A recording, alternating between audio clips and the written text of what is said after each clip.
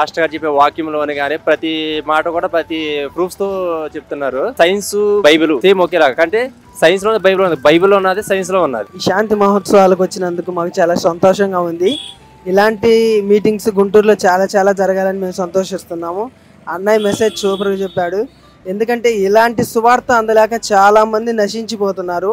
ఇంకా ఎంతమంది అయితే నశించిపోతున్నారో వారందరికీ ఆదర్శంగా పాల్ ఇమ్మానుయేల్ అన్న ఉండాలని మేము ప్రార్థిస్తున్నాము.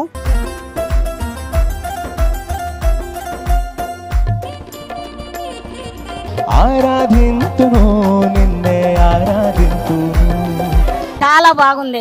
ఈ రోజు పాల్ ఇమ్మానుయేల్ గారు చెప్పిన స్పీచ్ బాగుందండి, బాగా చెప్పారు. పాల్ ఇమ్మానుయేల్ గారు ఆయన వాక్యాలు అనేవి కూడా హిస్టారికల్ గా ఫిగర్స్ ద్వారా చూపించారు. ఎంతో అద్భుతంగా ఉంది ఈ వాక్యం అయితే. Today message is so wonderful. It is really very useful to us. Thank you ఇలాంటి మీటింగ్స్ కండక్ట్ చేసినందుకు గుంటూరులో.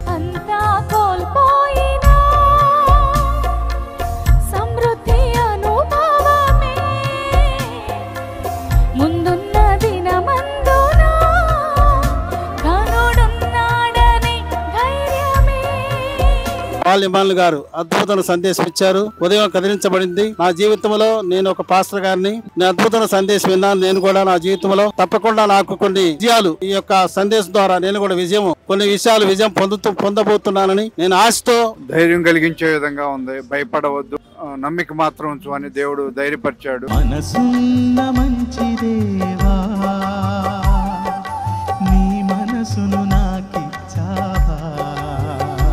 పాల్ ఇమ్మానుయేల్ గారు ద్వారా దేవుడు మంచిగా మాట్లాడాడు.